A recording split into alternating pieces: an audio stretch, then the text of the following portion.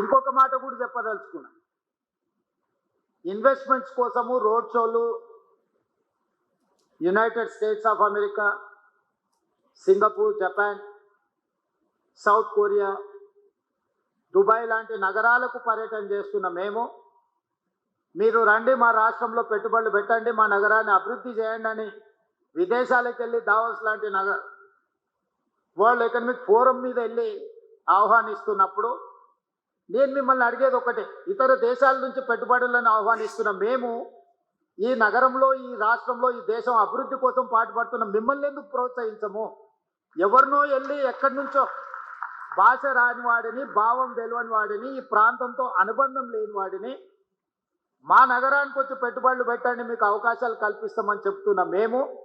ఇక్కడనే పుట్టి ఇక్కడనే పెరిగి మీ సంపదను మొత్తం ఈ జాతికి అంకితం చేసి